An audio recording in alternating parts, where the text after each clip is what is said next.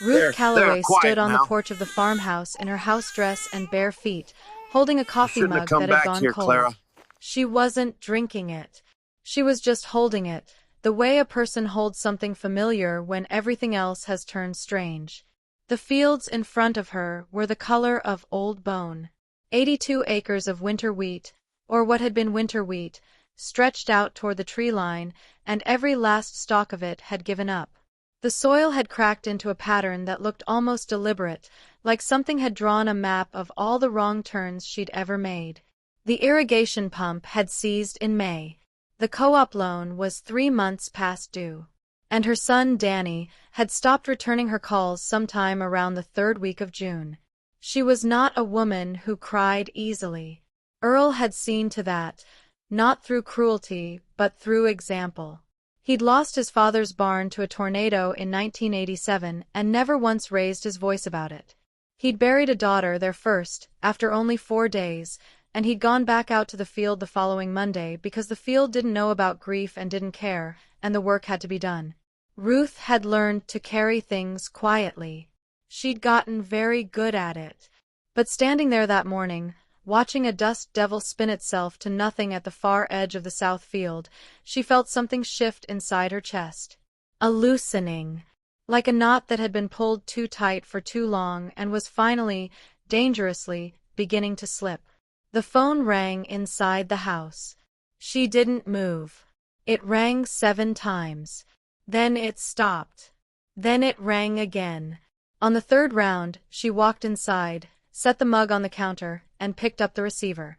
It was Harold Fitch from the county assessor's office. She had been expecting him for 2 weeks.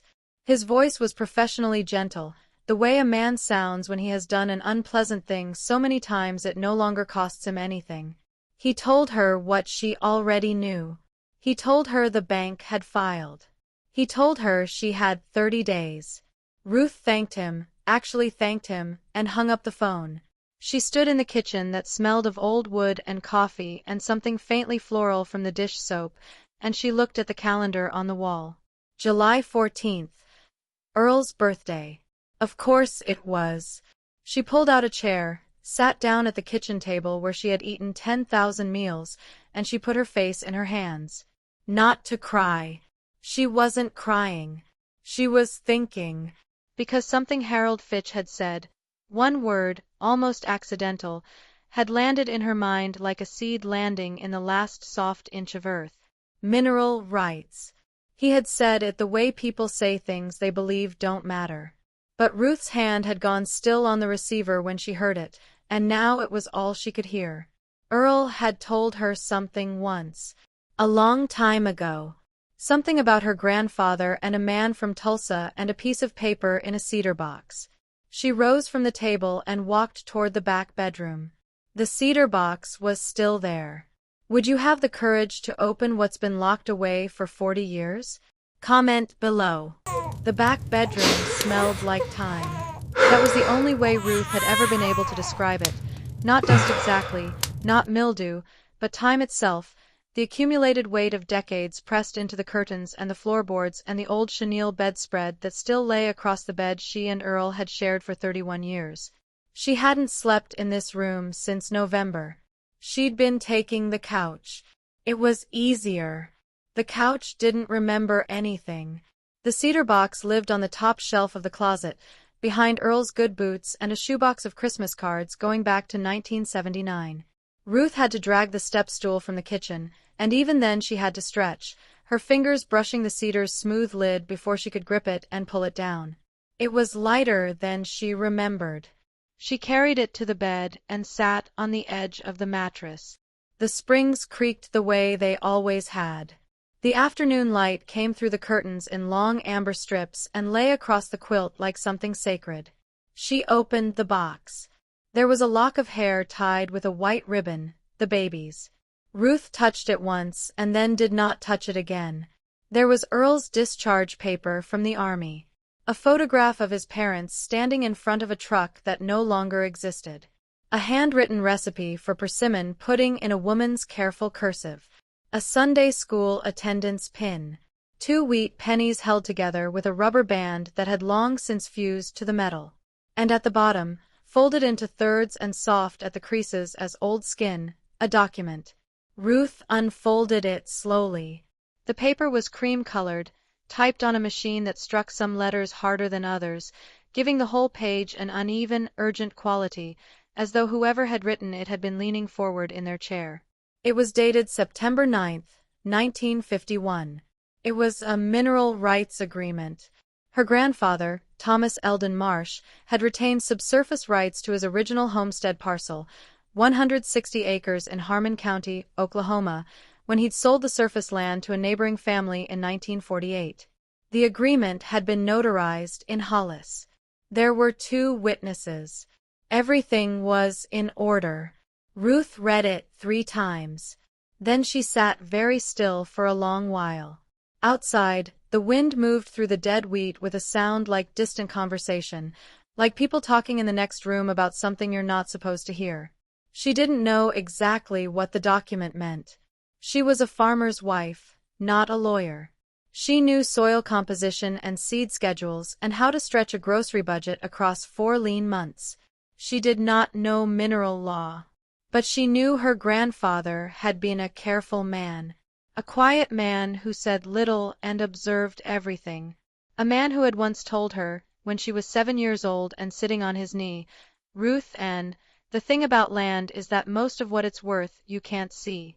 She had thought he was talking about hard work, about invisible effort yielding visible harvest.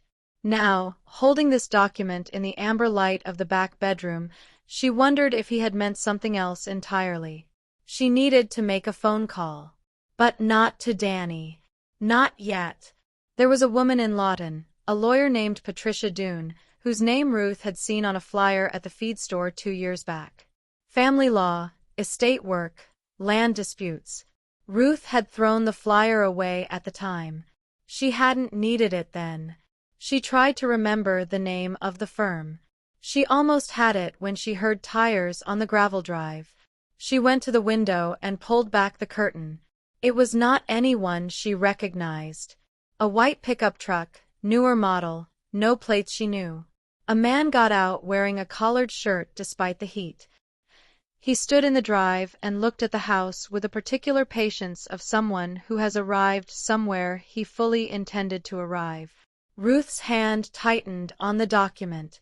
Before continuing, comment below where you're watching from.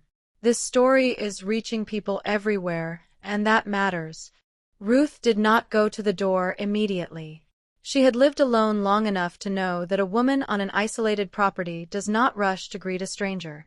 She stood to the side of the window, not hiding, just measuring, and she watched the man in the drive. He was somewhere around 50. Broad through the shoulders, not tall.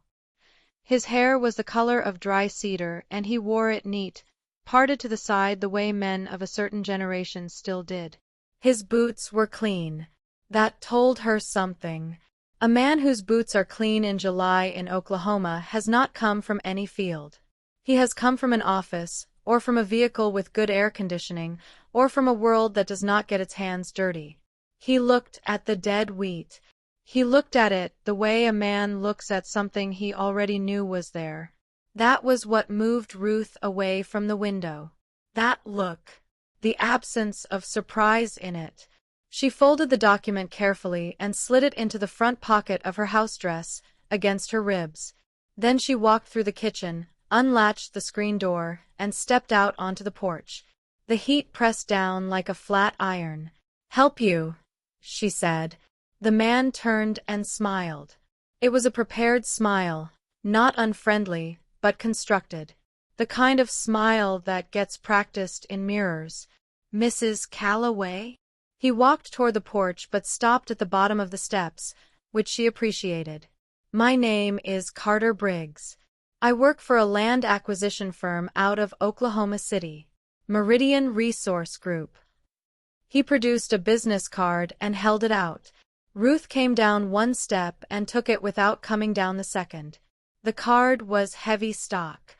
Embossed lettering. She turned it over. Blank on the back. What kind of resources? She said.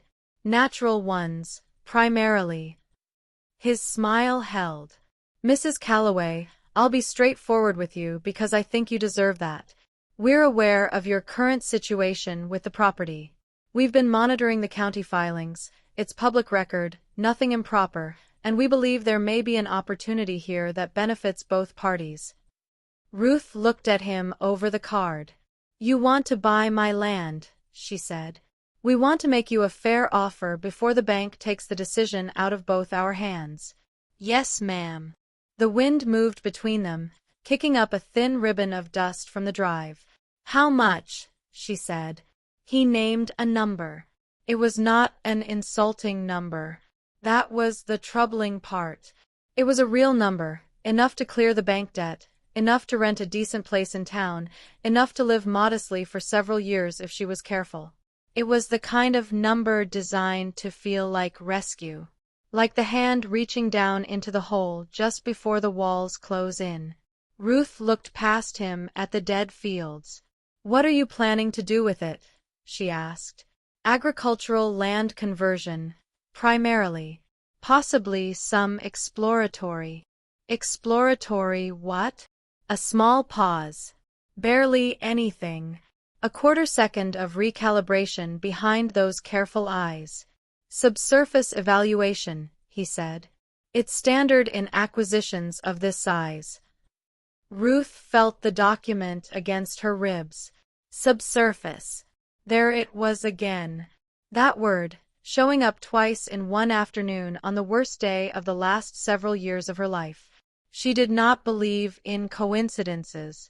She believed in patterns. Farmers did. You read the sky, the soil, the behavior of birds. You learned to trust the thing your eye caught before your mind named it. Her eye had caught something. I appreciate you coming out, Mr. Briggs, she said. Her voice was steady and flat as the horizon. I'm going to need some time to think on it. His smile tightened by 1 degree. Of course. I just say, given your timeline with the bank. I know my timeline, she said. He held her gaze for a moment. Then he nodded, touched the brim of an imaginary hat, and walked back to the white truck. Ruth stood on the porch until the dust from his tires had settled back onto the road. Then she went inside and found the telephone book. Patricia Doone. Doone and Associates. Lawton, Oklahoma. Her finger found the number. Her hand was not shaking. She would not allow it to shake. But somewhere beneath the stillness, beneath the years of learned quiet, something was waking up in Ruth Calloway. Something that had her grandfather's eyes and her grandmother's spine, and absolutely no intention of signing anything over to a man with clean boots and a prepared smile. She dialed. If you believe Ruth should fight, leave a like and help this story reach someone who needs it today. The office of Doone and Associates sat above a hardware store on a 2-lane street in Lawton that still had diagonal parking and a barber shop with a real spinning pole. Ruth had driven the 47 miles in her late husband's truck, a 2003 Ford F-150 the color of old rust, with a document on the seat beside her, weighted down by her leather-bound Bible so it wouldn't slide. She'd worn her good blouse, the navy one with the small buttons. It seemed important to look like a woman who knew the value of what she was carrying. Patricia Doone was not what Ruth had pictured. She was younger, mid-40s, maybe, with close-cropped natural hair and reading glasses pushed up on her forehead, and the particular economy of movement that belongs to people who are genuinely busy and have made peace with it. Her office was stacked with files, but not chaotic. There was a framed photograph of a little girl on a horse. There was a window unit running hard against the July heat. She read the document twice. The first time, her expression was professional and neutral. The second time, something shifted behind her eyes, a small interior adjustment, like a level finding its bubble. She set it on the desk. "Where did you find this?" she said. "Cedar box. Back of my closet. Has anyone else seen it?" Ruth told her about Carter Briggs, about the word subsurface, About the way he had looked at the dead wheat like he already knew what was underneath it. Patricia Doone leaned back in her chair and laced her fingers together and looked at the ceiling for a moment the way people do when they are organizing something large. "Mrs. Calloway," she said finally, "do you know what's been happening in Harmon County over the past 18 months? Ruth said she did not. Patricia turned her computer monitor around. There were maps, survey overlays, geological reports with color gradients Ruth couldn't interpret but whose shapes she recognized. They were the shapes of her grandfather's original homestead, or close enough that the resemblance was not accidental. "There's a formation," Patricia said. "They're calling it the Marsh Hollis Shelf, informally. Natural gas, primarily. Possibly some oil-bearing strata deeper down. 3 companies have been quietly acquiring surface rights in that area for the past 2 years. They've been careful about it. Patient." Ruth stared at the monitor. "They can't drill without mineral rights," Patricia continued. "Surface rights and mineral rights are separate legal estates in Oklahoma. If your grandfather retained subsurface rights in 1951 and those rights passed to your mother and then to you through inheritance, which I'll need to verify through probate records, but based on what you've described, it's plausible." She paused. "Then every company that bought surface land in that parcel has been sitting on top of something they cannot legally touch." The window unit hummed. Outside, a truck rumbled down the diagonal street. Ruth felt the way she imagined a person feels when a doctor says something that changes the shape of the next sentence. "What's it worth?" she said. Patricia was quiet for a long moment. The kind of quiet that is not hesitation but precision. "Conservatively." She folded her hands. "Developed over a 10 to 15-year production window, and I want to emphasize these are early estimates, Ruth. Nothing is guaranteed." She wrote a number on a notepad and turned it around. Ruth looked at the number. She looked at it for a very long time. It was not a comfortable number. It was not a modest number. It was not the kind of number that appears in the life of a woman in a navy blouse driving a 2003 rust-colored truck with her Bible on the passenger seat. It was the kind of number that changes things, not just for one person. "There's a problem," Patricia said. Ruth looked up. "Meridian Resource Group." Patricia took her glasses down from her forehead. "They're not just a land acquisition firm. They've done this before, in 3 other counties. They identify heirs with unclear mineral rights, they wait for a financial pressure point, and they make an offer that feels generous but is timed specifically to prevent the heir from doing exactly what you're doing right now." "Sitting in a lawyer's office," Ruth said, "knowing what they have." A long beat passed between them. "They'll move faster now," Patricia said. "You told him you needed time to think. That buys you maybe 72 hours before he comes back with a better number and a friendlier smile, and possibly a second person who seems like a neutral advisor but isn't." Ruth straightened in the chair. "Then we move faster," she said. Patricia Doone looked at her over the reading glasses. And for the first time since Ruth had walked through the door, the lawyer smiled. Not a prepared smile, not a constructed one, but the real kind. The kind that costs something. "I was hoping you'd say that," she said. She reached for her phone. But before she could dial, her assistant knocked twice and opened the door. "Pat." The young woman's voice was careful. "There's a man downstairs. Says he's here to see Mrs. Calloway." Ruth and Patricia looked at each other. Clean boots. Prepared smile. He hadn't waited 72 hours. He hadn't waited 72 minutes. Comment below. Would you have the courage to do what Ruth is doing?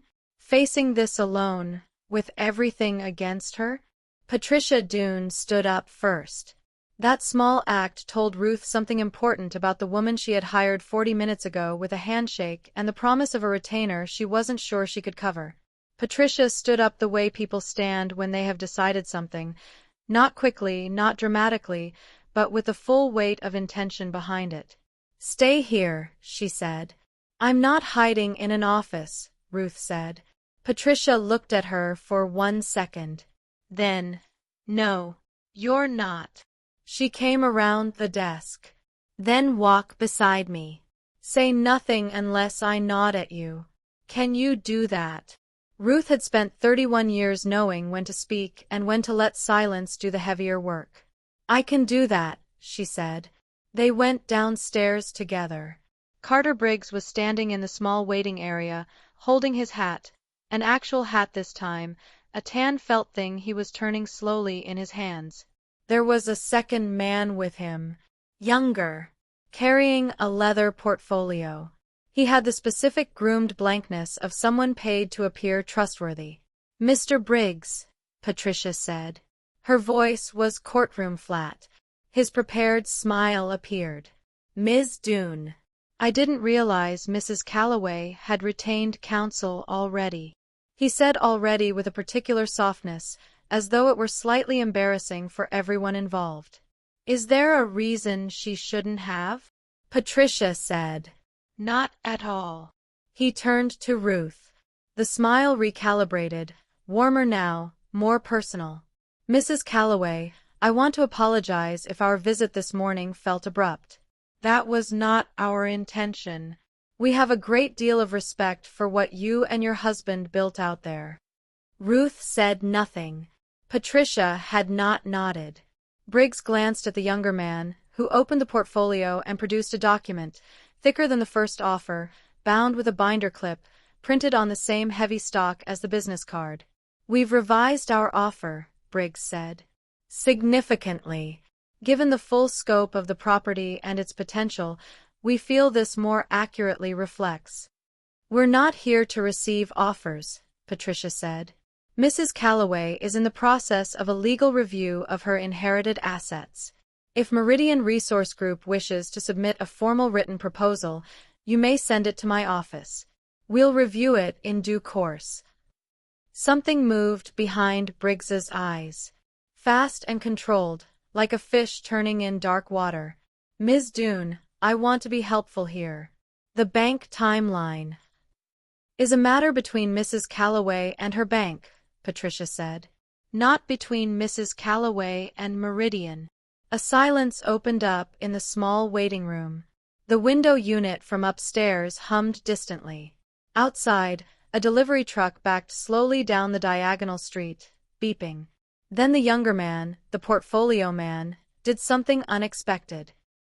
He looked at Ruth directly and said, quietly, almost gently, Mrs. Calloway, the formation surveys are not public yet, but they will be.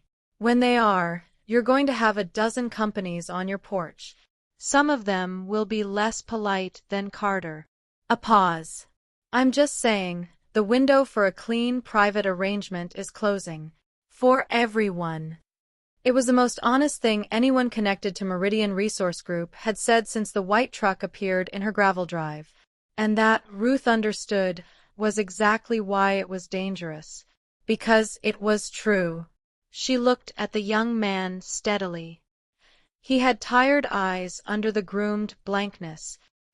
He looked like someone who had told himself a series of reasonable-sounding stories to get to where he was standing. She had known people like that her whole life.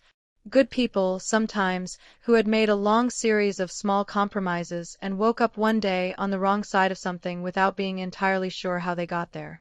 She almost felt sorry for him. Almost. Thank you for coming, she said. It was the first thing she'd said since coming downstairs. Patricia did not nod, but she didn't need to. This was not strategy anymore. This was simply Ruth. Briggs studied her face for a moment. Then he put his hat on, smoothed the brim, and walked toward the door. The younger man followed, clicking the portfolio closed. At the door, Briggs paused without turning around. 30 days is not as long as it feels on the first day, he said. And then they were gone. The bell above the door rang once and went quiet. Patricia turned to Ruth. We need to move on 3 fronts simultaneously, she said. Probate verification, a title search on the original homestead parcel, and a call to a petroleum landman I trust, Someone not connected to any of the companies operating in Harmon County. Ruth nodded. And your son, Patricia added carefully. If there are other heirs. Ruth was quiet for a moment. Danny hadn't called in 6 weeks. Danny, who had left at 19 for Tulsa and never quite made it back. Not in the way that counts, not in the staying way. Danny, who sent money sometimes and guilt always, and who had his father's hands and his father's silences but none of his father's rootedness. Danny, who did not know what was in the cedar box. Who did not know what was underneath the cracked earth of the place where he grew up. I'll call him, Ruth said. She pulled her phone from her purse. 3 missed calls, all from a number she didn't recognize. Different area code. Not Tulsa. She pressed play on the voicemail.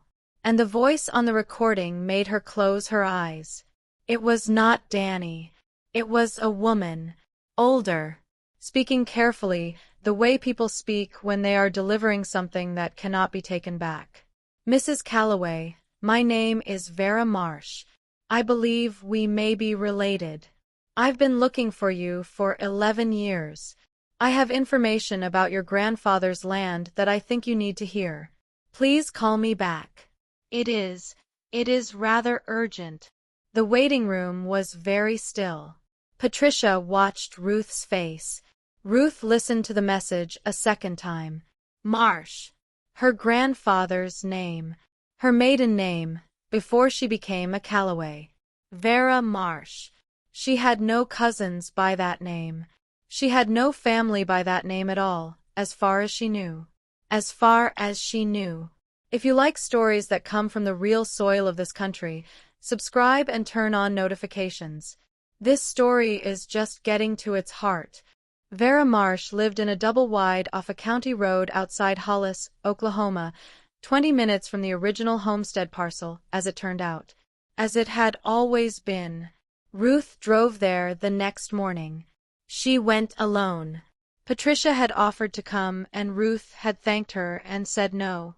Some things needed to happen without witnesses. Some conversations belonged to a particular kind of quiet, the quiet of 2 people sitting across from each other with a shared wound and no language yet for what it is. The drive took her through country she had not traveled in years.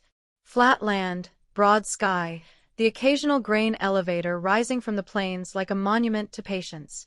The road was straight as a ruled line and the heat was already building at 8 in the morning, the air above the asphalt shimmering in that liquid way that makes distances hard to judge. She passed a cemetery with a white iron gate. She passed a church with a hand-painted sign, Revival Sunday, all welcome, God hasn't forgotten you. She read that sign twice in the rearview mirror. Vera Marsh was waiting on the porch when Ruth pulled up. She was 81 years old and small the way old women become small, compressed, concentrated, their substance gathered inward. She had white hair pinned back and hands that showed every year of work they had done. She was holding a glass of sweet tea and she stood when she saw the rust-colored truck. Ruth got out. They looked at each other across the dirt yard. You have Thomas's eyes, Vera said. Her voice was certain. She had been practicing this sentence, Ruth suspected, for a very long time. They went inside. The double-wide was cool and dim and smelled of talcum powder and something baking. There were photographs everywhere, framed on every surface, arranged with the devotion of someone for whom memory is a form of religion. Ruth walked slowly along the wall of them while Vera poured a second glass of tea. And then she stopped. There was a photograph, black and white, slightly overexposed, of a man standing in front of a farmhouse. He was young, maybe 30, and he was squinting into the sun with a particular expression of a man who is accustomed to looking at long distances. Ruth knew that face. She had seen it in her mother's album, in the cedar box, in her own mirror, in certain lights, at certain angles. Thomas Eldon Marsh, her grandfather, standing in front of a house she had never seen. Beside him was a woman, a young woman, dark-haired and serious, holding an infant wrapped in a pale blanket. Sit down, Ruth, Vera said from the kitchen doorway. Ruth sat. Vera came in and settled across from her in a rocker and held her tea in both hands and looked at Ruth with the steady gaze of someone who has rehearsed a painful truth until they have made peace with it. Thomas Marsh had two families, she said. The room was very quiet. Not at the same time, I want to be clear about that. The first was before the war. He had a daughter. Her name was Celia. She was my mother. Vera paused. He left before Celia was born. Not to be cruel, I don't think, but because he was young and frightened and because that's what some men did then. He went back to his county, married your grandmother, built what became your family's farm. Ruth was watching her with absolute stillness. He sent money for a time. Then nothing. Celia grew up not knowing his name. Her mother wouldn't speak it. It took my mother 30 years to find out who her father was. By then Thomas was dead. Vera's voice did not waver, but her hands tightened slightly on the glass.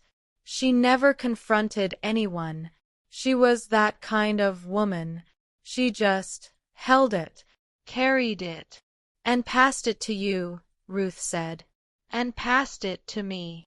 The baking smell moved through the room. Outside, a meadowlark called from somewhere in the high grass along the fence line. One clean, looping note, then silence. The mineral rights document, Ruth said slowly. You knew about it. I found references to it in my mother's papers when she died. A letter Thomas wrote her once, the only one. He mentioned it. Said he'd arranged things so the land would take care of his people. Vera looked at Ruth carefully. I think he meant all his people, Ruth. I think he knew what he'd done. I think the mineral rights were his way of leaving a door open for both sides of what he'd made. Ruth set down her tea glass. Her grandfather, a man she had turned into a monument, careful, quiet, a man who said little and saw everything, was more complicated than monuments are allowed to be. He was a man who had made a wound and then tried, quietly, imperfectly, with a piece of notarized paper, to eventually heal it. What do you want, Vera? Ruth asked. Not harshly. Honestly. Vera looked at her for a long moment. I'm 81 years old, she said. I don't want money. I have what I need. She reached into the pocket of her housecoat and produced something small, a folded piece of paper, old, the creases dark with age. I want you to have this. It's a letter. Thomas wrote it to my mother, but she never read it. She gave it back. The envelope was never opened. She held it out. I think it belongs to the person who decides what to do with everything he left behind. Ruth took the envelope. Her name was not on it. No name was on it. Just the words, in her grandfather's hand, in faded blue ink. For whoever has the courage. Ruth's throat tightened. She did not open it. Not yet. Some things need to be opened at the right moment, in the right light, with the right kind of silence around them. She looked at Vera Marsh, this woman who had spent 11 years searching for her, who carried a wound that wasn't even her own, who had baked something that morning because that is what people in this part of the world do when they are preparing to say something hard. I'm going to fight for this land, Ruth said. For both of us. Vera nodded once. Slowly. As though she had known this was coming. As though she had been waiting all this time for someone in her bloodline to finally say it out loud. Outside, the meadowlark called again. Before we go further, comment below where you are watching from. This story is traveling far, and every person it reaches matters. The letter stayed folded in Ruth's shirt pocket for 4 days. She carried it everywhere. To the kitchen table in the morning when the coffee was still brewing and the light was still gray and gentle. To the porch in the evening when the heat finally loosened its grip and the sky turned that particular shade of orange that looks like the world is remembering something beautiful about itself. To the sleepless hours between 2 and 4 in the morning when the house made its old sounds and the silence pressed in from all directions. She did not open it. She was not ready. She knew the difference. What she was ready for was the fight. Patricia Doone had moved fast. The probate records confirmed it. Thomas Marsh's mineral rights had passed to his daughter, Ruth's mother, upon his death in 1971, and from her mother to Ruth through a simple handwritten will filed with the county clerk in 1994. The chain of title was intact. Unconventional, Patricia said. Thin in places, but intact. The petroleum landman Patricia trusted, a leathery, unhurried man named Gil Soto who had spent 30 years reading formations across the southern plains, drove out to the Harmon County parcel on a Tuesday and walked it for 2 hours in the full afternoon sun without saying much. Then he came back to his truck and drank an entire bottle of water and looked at Ruth over the hood. "There's gas here," he said. "Significant. The shelf runs deeper than the preliminary surveys show. I've seen this formation type before, over in Roger Mills. The early numbers are conservative." He squinted at the horizon. Whoever put those early numbers together knew they were conservative. Ruth thought of Carter Briggs's prepared smile. "How long to develop?" she asked. 18 months to first production if you move. You'd need a development partner. You can't self-finance the drilling." Gil capped his water bottle. "But you negotiate from the mineral side, Ruth. You don't sell. You lease. Royalty arrangement. You keep ownership. The land stays yours." Stays yours. Those 2 words did something to the air around her. She called Danny that night. He answered on the second ring, which surprised her. He sounded the way he always sounded, slightly braced, slightly guilty, the voice of a man perpetually anticipating a conversation he deserves but doesn't want. "Mom. Danny." A pause. The particular silence of a phone call between people who love each other imperfectly across a distance that is not only geographic. "I need you to come home," Ruth said. Another pause. Longer. "Mom, I've got work and—" "Daniel Earl Calloway." She used his full name the way she had used it exactly 4 times in his life, and he knew, as he always had, what it meant. "Your grandfather left something underneath this earth that concerns you as much as it concerns me. There is a woman named Vera Marsh who is your blood and who you have never met.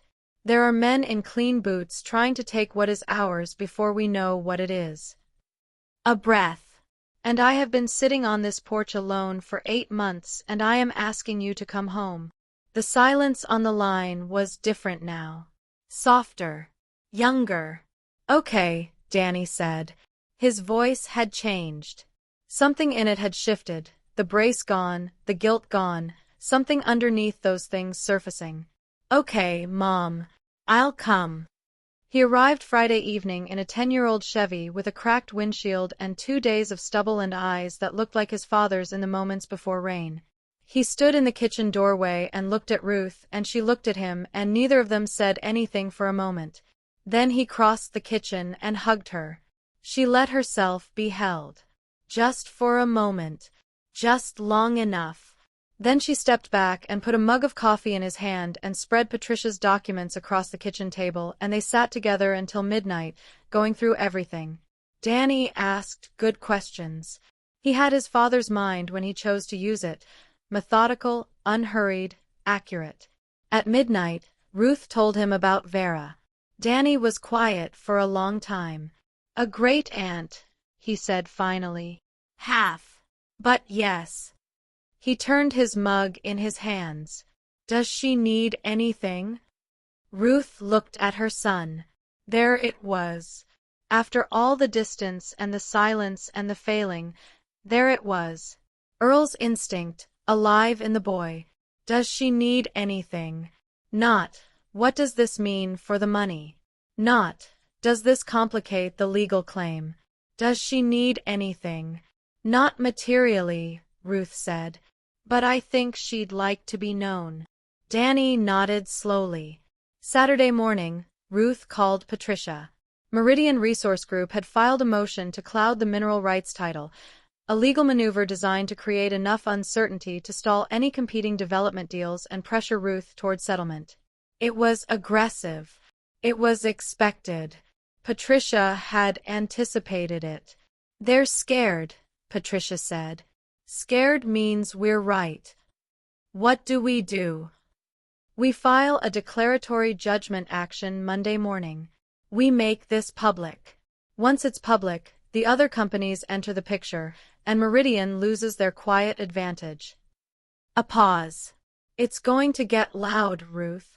Are you ready for loud?" Ruth was standing on the porch. The morning was still cool, the sky pale and enormous, the dead wheat catching the early light in a way that made it look, just briefly, almost golden again. She reached into her pocket and felt the folded letter. "For whoever has the courage. File it," she said. She hung up. She sat down in Earl's old porch chair, the wood worn smooth in exactly the shape of him, and she finally opened the letter. The handwriting was her grandfather's.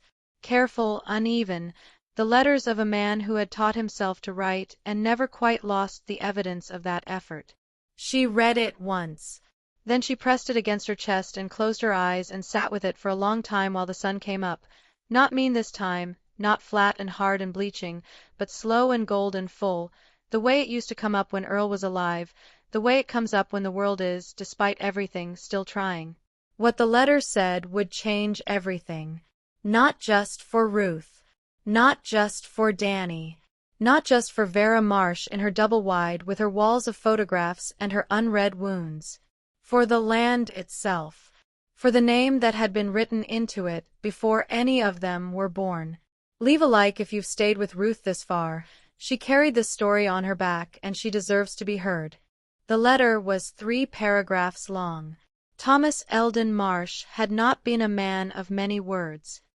He had written it in 1968, 3 years before he died, on a winter night when the wind was coming hard off the plains and the world outside his window was the color of iron. Ruth could feel that night in the sentences. The particular quality of a man writing towards something he would never reach in time. The first paragraph was an apology. Not an elaborate one. Not a lawyer's apology or a coward's apology, the kind that spends more words explaining than acknowledging. Just 4 sentences, plain as bare wood, that said, "I made a child and left her to the world without my name. I have carried this every day since. There is no justification I can offer that would be worth the paper it takes. I am sorry."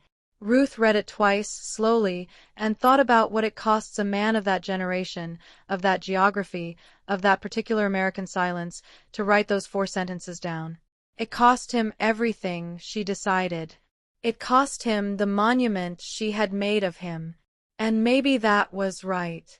Maybe monuments are just the shapes we make of people when we're not ready to know them yet. The second paragraph was instruction. Thomas had written it with the directness of a man who trusts in deeds more than declarations. He had retained the mineral rights, he explained, because he had always believed the land held more than it showed on the surface. He had intended to divide them equally, surface to one family, subsurface to the other, each side of his making given something. But he had not found the courage to bridge the distance between the 2 lives he had made. So he had left the document in the cedar box and the address of Celia's family in a separate letter to his wife, asking her to one day bring them together. His wife had never done it. Ruth sat with that for a long time. Her grandmother, Clara, a woman she remembered as gentle and absolute, who made biscuits from memory and sang in church with her eyes closed, had known. Had held the knowledge and the address in her own cedar box, in her own back bedroom, and had chosen the silence that was more bearable than the truth. Ruth did not judge her. She understood her completely. The third paragraph was the one that opened something in Ruth's chest that she suspected would not close again for the rest of her life. Thomas had written, "The land does not belong to any of us. We belong to it. We are the ones who pass through. What we owe it is honest work, honest rest, and the grace to leave it better than we found it. Whatever the ground holds beneath it, Whatever value the years bring to the surface, let it be used not to separate what I divided, but to repair it. Let my people find each other.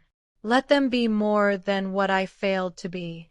Let the land do what I could not. Ruth folded the letter. She held it in both hands in Earl's chair on the porch while the morning filled in around her, the meadowlark starting up in the fence grass, the far tree line going from black to green, the sky cycling through its slow miracle of color. Danny came out with 2 mugs of coffee and handed her one without speaking and sat on the porch steps. He had read the letter when she showed it to him the night before, and he had not said much, which was right. Some things don't need to be said. Some things just need to be sat with until they find their place in you. They sat together in the quiet, and then Ruth told him what she had decided. The declaratory judgment was filed Monday morning. Meridian Resource Group's motion to cloud the title was denied 6 weeks later by a district court judge who had grown up 60 miles from the Marsh homestead and who read the original 1951 document with the particular attention of a man who knows what a notary stamp in Hollis, Oklahoma means. 3 energy companies entered legitimate development negotiations. Ruth and Patricia chose the one whose landman asked first about the surface restoration plan, what they intended to do with the land after drilling, how they planned to leave it. It was not the highest offer. It was the right one. The royalty agreement was signed on a Thursday in October when the air had finally broken and the sky was the deep clear blue that only comes to the southern plains in autumn, that blue that looks like an answer. Ruth used the first advance payment to clear the bank debt. She used the second to repair the farmhouse roof, replace the irrigation pump, and plant a cover crop on the south field, not for profit but for the soil, to give it something back. She set aside an equal portion for Vera Marsh, who refused it twice and accepted it on the third asking because Ruth drove to the double wide in person and sat at Vera's kitchen table and said, "This is not charity. This is what Thomas meant. This is us finishing what he started." Vera cried then. For the first time, Ruth suspected, in a very long while. Danny came back to the farm. Not immediately, not perfectly. Life doesn't straighten out all at once, and anyone who tells you otherwise is selling something. He came back in the way that matters, gradually, honestly, with his cracked windshield and his father's hands and a willingness, slowly growing, to be rooted somewhere again. He met Vera on a Sunday afternoon in November. They sat on her porch for 3 hours. Ruth did not go inside with them. She waited in the truck and watched the light change over the flat land and thought about all the ways a family can be broken and all the rarer, harder ways it can be made whole. Carter Briggs called once more, in September. He was professional, almost kind. He said he hoped there were no hard feelings. Ruth told him she didn't carry hard feelings for long, that the land had taught her there wasn't enough good growing season to waste on things that don't produce. He laughed, surprised.